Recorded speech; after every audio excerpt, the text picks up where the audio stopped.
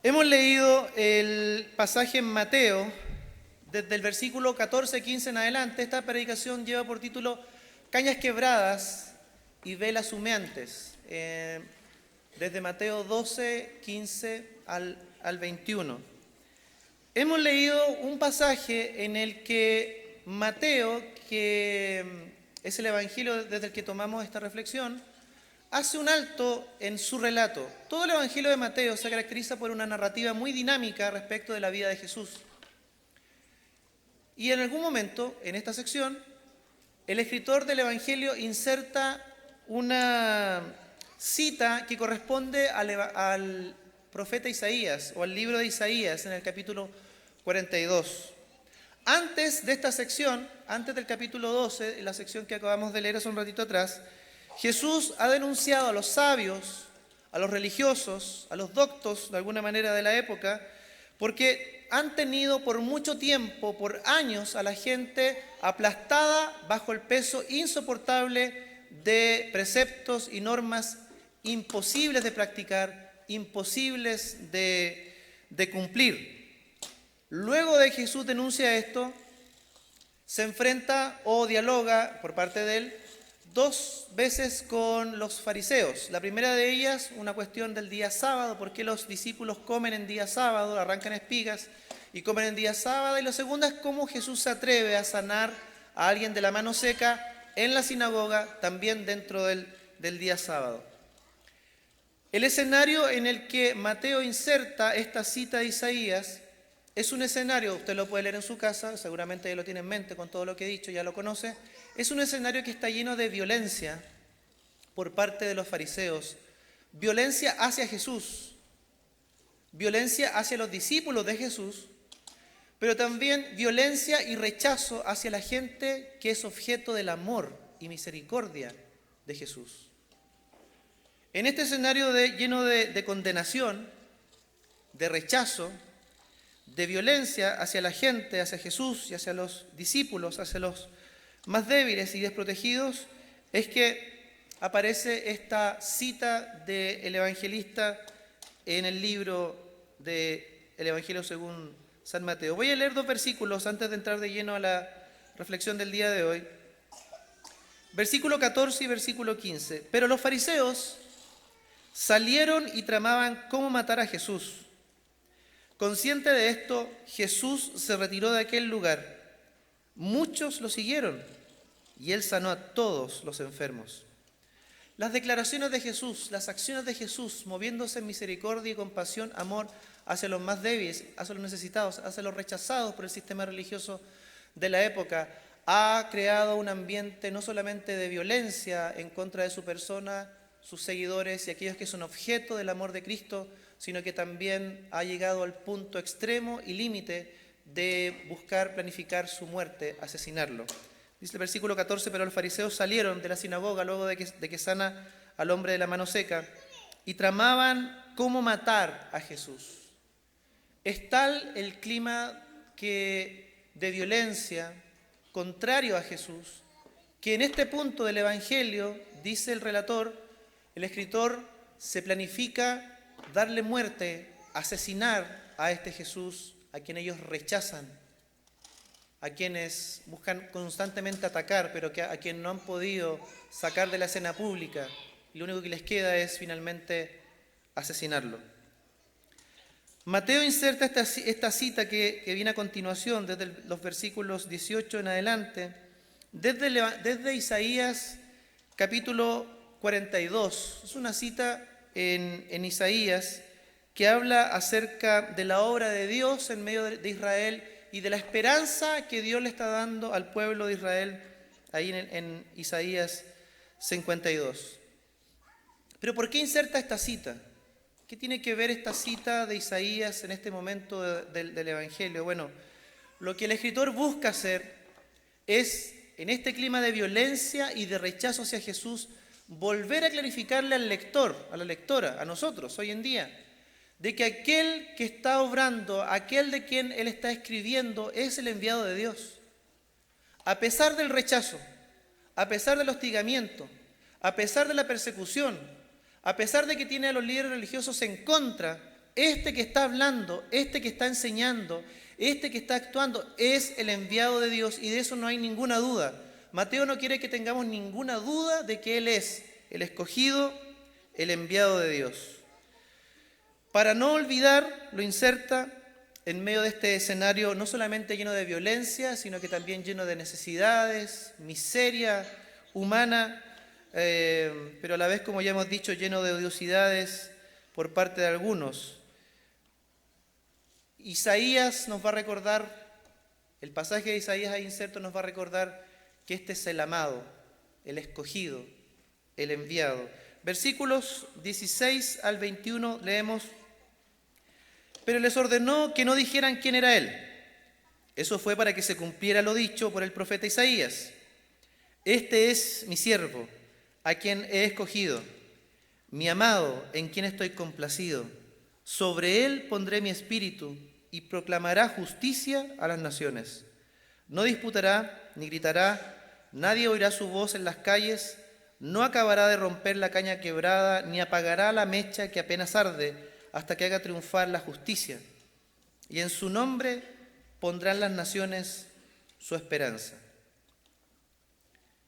El versículo 18 y 19, que son los versículos en los cuales nos vamos a centrar hoy día, hablan de que este es mi siervo amado, en quien me complazco, en quien tengo complacencia, mi escogido.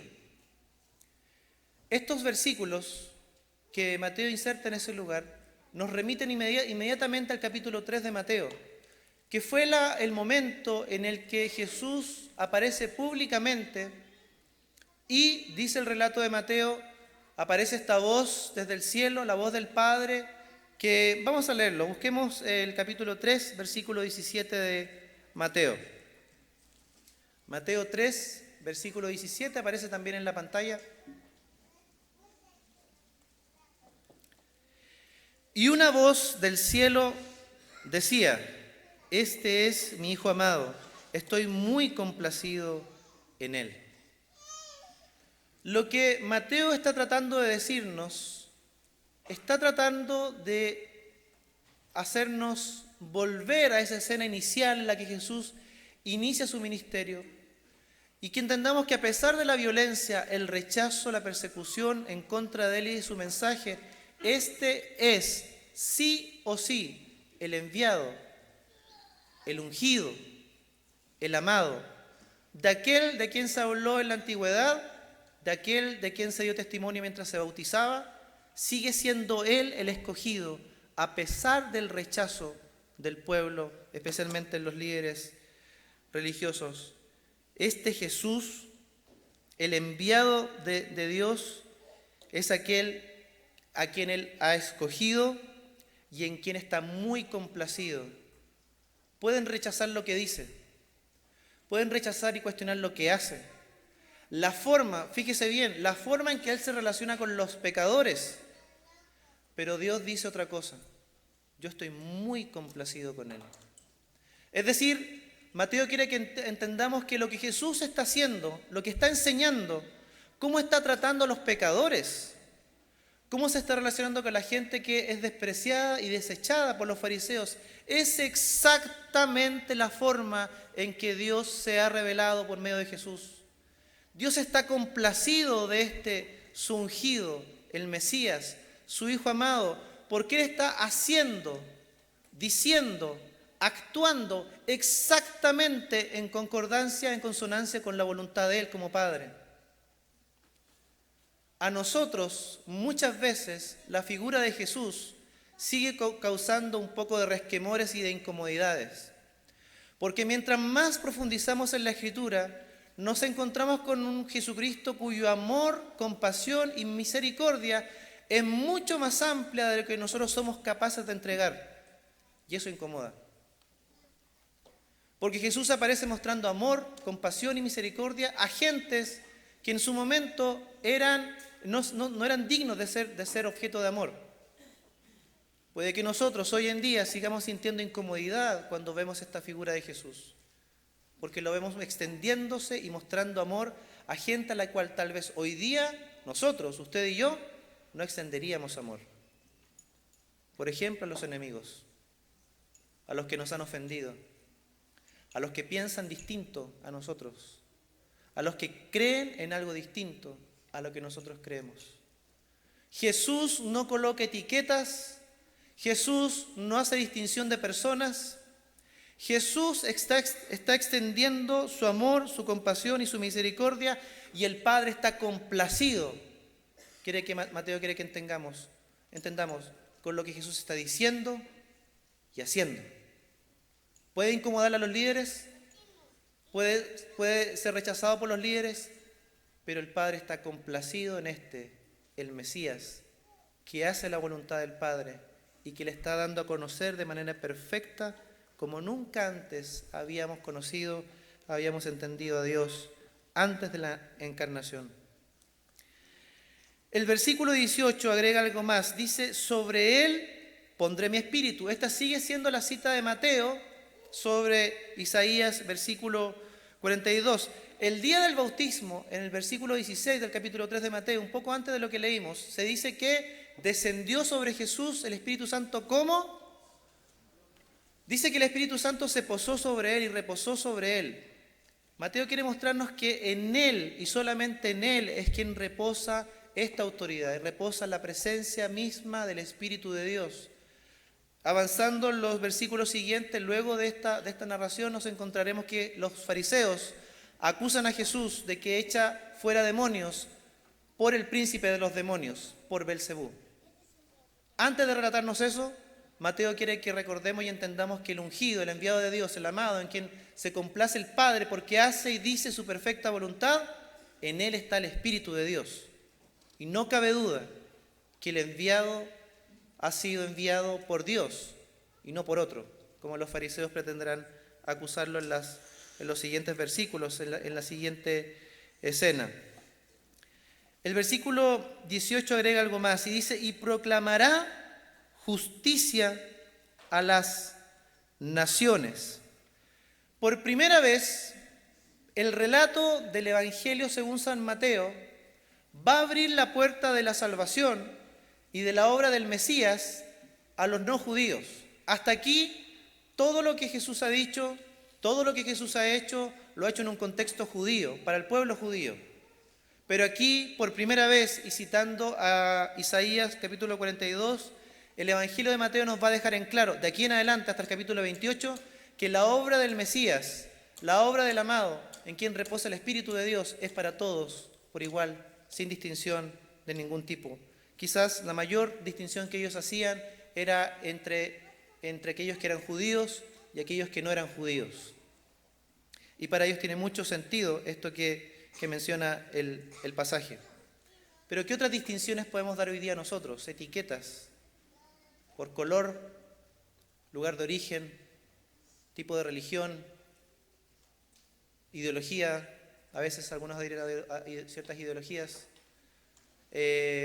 formas de pensar, ciertos discursos. Etiquetamos a la gente por su nivel socioeconómico, etcétera, etcétera, etcétera. Hoy día Mateo nos estará diciendo que este Mesías proclamará la justicia a todos y todas por igual, sin hacer ningún tipo de distinción de personas, ni por su origen racial, ni por su nacionalidad, como el pasaje lo indica, pero por ninguna otro tipo de etiqueta que nosotros pudiésemos hoy día catalogar a la gente. Que Jesús es tan distinto a lo que eran los fariseos en aquella época. Yo me atrevería a decir que Jesús es tan distinto también a nosotros, que sí hacemos diferencias a veces de personas por situaciones, por condiciones, por pensamientos o por prácticas. Este Jesús, el enviado de Dios, este amado, traerá justicia a todo el mundo. Y el versículo 19 y 20, que es donde quiero que nos detengamos por unos minutos más que con los anteriores versículos, dice lo siguiente, versículo 19: no disputará ni gritará, nadie oirá su voz en las calles. Al comienzo dijimos que la escena o el momento en que Mateo, el escritor de Mateo, inserta la cita de Isaías 42, Es un escenario, es un ambiente lleno de violencia por parte de los fariseos. Violencia en contra de Jesús, violencia en contra de los seguidores de Jesús, pero también violencia, rechazo y condenación en contra de aquellos que han sido y están siendo objeto del amor y la misericordia de Jesús. En medio de ese ambiente tan violento, de tanto rechazo, de tanta odiosidad, dice el pasaje que este Cristo, el enviado de Dios, el Mesías, va a actuar de la siguiente manera: no disputará, no gritará. Este enviado es como cantamos, o vamos a cantar un ratito más, spoilers del servicio, es el príncipe de paz. Es el príncipe de paz. Es aquel que en el capítulo 11 dice que ha venido a dar descanso al agobiado. Aquel que trae paz. Aquel que aliviana y quita las cargas de los agobiados y de los oprimidos. Jesús no va a contender la odiosidad de sus enemigos. Jesús no va a responder violentamente: Señor, si quieres que descienda fuego del cielo, dicen los discípulos en otro pasaje. Este es el príncipe de paz. Este es el que entrará en Jerusalén en unos capítulos más adelante sentado en un animal manso, como el príncipe precisamente de paz. Este no es el que reacciona contestatariamente, humilla a su adversario. Este no es el de mechita corta que salta inmediatamente cuando sus enemigos lo colocan en entredicho o cuestionan lo que él está diciendo. No disputará, no gritará. El pasaje dice que Jesús, frente a la amenaza, en el capítulo 12, versículos 14 y 15, dice que él en silencio se repliega con sus discípulos, da un paso atrás, se reúne con la gente necesitada, silenciosamente los sigue atendiendo, ministrando, sirviendo, pero él no entra en disputas. Su tarea es otra. Él no viene a contender con nadie. Él viene a presentar la verdad. Él viene a actuar en misericordia, amor. Hay tanta necesidad que atender. Hay tantos y tantas necesitados que él no disputará, no gritará. Él se dedica a hacer la obra del Padre. Jesús es tan diferente, queridos, a los religiosos de la época. Ellos buscan tenderle trampas, hacerle preguntas con tal de hacerlo caer y entrar en un diálogo que finalmente le dé la razón a ellos, ganarle a Jesús en los diálogos, en las disputas. ¿Qué sentido tiene eso para Jesús? No contiende, no grita, no levanta la voz. Es tan diferente a nosotros que tantas veces confrontamos violentamente al otro. A veces sentimos amenazado también nuestro orgullo, nuestro yo, y respondemos de maneras que no debiéramos al prójimo, por diferencias de ideas, a veces por diferencias de opinión. No disputará, no callará, no gritará. Versículo 20. Y aquí quiero invitarlos a leer con mucha atención el versículo 20. Dice: no acabará de romper la caña quebrada, ni apagará la mecha que apenas arde, hasta que haga triunfar la justicia. La Nueva Traducción Viviente, la NBI también, que es la que estamos leyendo hoy día, traduce este texto como: no acabará de romper la caña quebrada. Y este pasaje generalmente se conoce en Reina Valera 60. Y el pasaje en Reina Valera 60 dice la caña cascada. Yo cuando era niño no entendía la imagen de una cascada y una caña. Pensaba que tenía que ver con agua, algo así. Creo que esta versión lo deja mucho más claro. Por eso la escogimos para el versículo 20, por favor. Dice la caña quebrada o la caña rajada, dice esa versión de la traducción de la Biblia que se acaba de colocar en pantalla. Veamos por favor la imagen de una caña. Ese tipo de caña u otro tipo de caña eran cañas y son cañas que crecen junto a fuentes de agua, ¿cierto? Probablemente las conocemos. No es precisamente esa caña la que crecía en el río Jordán, pero usemos la imaginación y pensemos que es una de esas. Estas cañas que crecían a orillas del río eran usadas por artesanos para elaborar, para fabricar utensilios de uso doméstico, pero uno de los utensilios, una de las cosas que ellos fabricaban eran instrumentos musicales, en su mayoría flautas. Cuando la flauta, cuando la caña en el proceso de elaboración, en el proceso de trabajar la caña, se rajaba y se quebraba, quedaba inservible. Esa caña era rechazada. Al artesano ya no le servía más. Era inservible y muchas veces se lanzaba al río como un desecho, algo inutilizable. Era imposible recomponer la caña nuevamente y darle el uso que se le quería dar. Bueno, la caña cascada o la caña rasgada o la caña quebrada habla de un tipo de caña cuyo uso era elaborar utensilios domésticos, instrumentos o flautas, por ejemplo, y que se ha roto en el proceso como la imagen que sigue a continuación.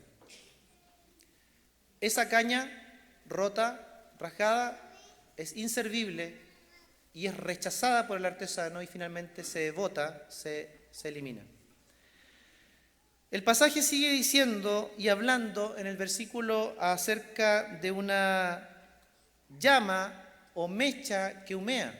Si vemos la imagen siguiente. Las casas, los hogares de los judíos y del oriente, no solamente de los judíos, se iluminaban a través de algunos artefactos como el que se ve ahí, donde se depositaba aceite en su interior y una mecha, que era la mecha que ardía y que daba luz. Principalmente servía para eso, para iluminar el lugar. Funcionaba como una lámpara o como una vela que para nosotros también sigue siendo conocida en el día de hoy. La mecha que humea o el pábilo que aún no se apaga, según la Reina Valera del 60, habla de esa mecha que está a punto de apagarse. Cuando la mecha de esta especie de lámpara en el hogar judío comenzaba a agotarse, comenzaba a emitir un olor muy, muy desagradable y en lugar de llenar de luz la habitación, la llenaba de un olor insoportable por los habitantes de la casa, por la familia. Esta mecha ya no está encendida, esta mecha ya no emite luz, esta mecha está agotada, es necesario cambiarla. Y por lo tanto el restito de mecha que queda y que está expeliendo ese olor tan desagradable debe ser rechazada y debe ser desechada, debe ser cambiada por otra. Es imposible volver a hacer que arda una mecha de estas características que ya ha agotado su vida útil y no está cumpliendo con su función, no está haciendo lo que se espera deba hacer. Eso es lo que significa literalmente en términos nuestros hoy día la caña rota. El Mesías no terminará por romper la caña quebrada, no terminará por apagar la mecha que está a punto de extinguir su luz, no lo hará. Y fíjese que tomando a un autor de la Reforma, él escribe lo siguiente, dice, esto es en el periodo de la Reforma, él dice: ¿acaso no nos parecemos todos a cañas cascadas? Cristo entiende nuestra debilidad y nosotros dependemos de su bondad. Vuelvo a leer. ¿Acaso no nos parecemos todos a cañas cascadas? Cristo entiende nuestra debilidad y nosotros dependemos de su bondad. En Mateo, la caña cascada, la mecha humeante a punto de apagarse, serían aquellas personas cansadas agobiadas de las que se menciona y se habla en el capítulo 11, un capítulo más atrás. Gente que está aplastada por el peso de cargas insoportables del sistema religioso ideado en aquella época. Nosotros podríamos ampliarlo un poco más. Y nosotros podríamos decir, y le invito, tal vez la prédica de hoy día tiene por título Cañas quebradas y velas humeantes. Usted lo vio en el comienzo. Pero bien podría ser esta prédica, si lo traemos a un término más actual o si interpretamos el término, corazones quebrados y almas apagadas. ¿Cuántos de nosotros, cuántos queridos de los presentes, de los que nos están viendo a través de la señal por internet, son hoy día cañas cascadas, son velas humeantes, son hombres y mujeres cuyo corazón está roto por dentro? Son almas, son vidas que están solo humeando, ya no hay luz, ya no están vivas, a punto de extinguirse, a punto de apagarse. ¿Cuántos de nosotros tal vez estamos en esa condición? Jesús cumple al 100% el sermón de la montaña. Él es el pacificador. Él no viene a destruir. Él no viene a romper. Él viene a sanar, a restaurar. Jesús no trata a la gente como los religiosos de la época. Jesús no trata a la gente como tal vez nosotros lo haríamos hoy en día. Él no termina por romper los corazones quebrantados, escúcheme bien, cargados tal vez con la culpa del pecado, de los errores. Lo que los fariseos esperarían, incluso los discípulos, era que Jesús apuntara con el dedo y condenara a todos y cada uno por sus pecados, errores y fallas. Y sin misericordia, aunque su corazón esté cargado, cansado, agobiado de cargar con la culpa, cargar con el pecado, que es real, cargar con el dolor, el agobio de vivir en una sociedad que sufre. Si extendemos todavía más allá la metáfora, la idea del corazón roto. Lo que se esperaría era esto, los fariseos harían esto, pero Jesús no quebrará la caña cascada, ni apagará el pábilo que aún humea. Él no ha venido a eso. Él no ha venido a sumir a la gente en su culpa, condenarla, cargarla con más peso insoportable y cargarlo con normas estrictas, preceptos incapaces de cumplir. Él ha venido a dar, el capítulo 11 ha dicho, a Él ha venido a dar descanso a las almas. Es el que trae paz al corazón. Él es el que ha venido a sanar a los quebrantados. Él es el que ha venido a dar libertad a los cautivos. Pero nos encontramos con un sistema tan contrario a la voluntad de Dios, en estos enemigos. Y el pasaje dice que este es mi amado, todo lo que Él hace, todo lo que Él dice, me complace.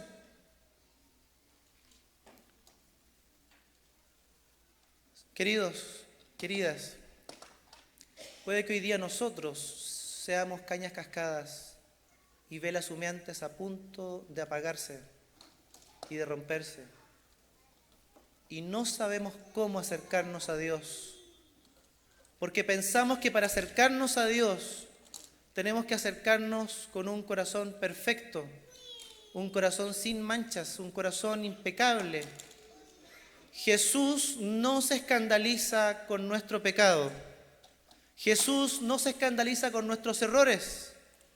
Él sabe tratar con nuestro pecado. Él sabe tratar con nuestros errores. Él no está ajeno a tu dolor, a tu angustia, a tu sufrimiento, producto de diversas situaciones que tal vez estés viviendo. Él sabe tratar. Él sabe estar cerca. Él no está esperando para hacerte pedazos, para enjuiciarte y para condenarte. Él es el príncipe de paz, que ha venido para dar precisamente paz, reconciliación, descanso y traer vida nueva al corazón. La cita de Isaías 42 habla de que en Él reposa el Espíritu de Dios. Y nosotros sabemos que el Espíritu de Dios es quien imparte la vida al corazón de las personas. Él es el que trae la nueva vida. Él es el que hace nueva todas las cosas. Por lo tanto, este Jesús, este príncipe de paz, este amado, este en quien se complace el Padre, este en quien reposa el Espíritu de Dios, es el único capaz de componer nuestra vida, hacer las cosas nuevas desde dentro, tratar con nuestra maldad, nuestro pecado, nuestros dolores, llevarlos, y no solamente llevarlos y comprenderlos, porque Él es el experimentado en quebrantos, varón de dolores, sino que también puede componer nuestros corazones, restaurarlos, sanarlos. Y esa llama de nuestra vida que tal vez se está apagando, aún siendo seguidores de Jesús, Él la puede con su Espíritu Santo nuevamente inflamar, hacer que nuestra luz nuevamente brille, que nuestro corazón, nuestra vida otra vez esté viva, a pesar de nuestra experiencia dolorosa de lo que estemos viviendo. Queridos, el pasaje sigue diciendo en el versículo 21, y en su nombre pondrán las naciones su esperanza. No hay otra persona en quien podamos confiar. No hay otros, queridos hermanos y hermanas, aquellos que son hijos e hijas de Dios, no hay otro a quien podamos exponer con tanta franqueza, con tanta sinceridad nuestro pecado, nuestra debilidad. Tal vez nos cuesta un montón, para nosotros tal vez sea imposible compartir el pecado con el que batallamos hoy en día, el dolor que nos agobia en el corazón y que nos mantiene con un cansancio, una presión y una desesperanza.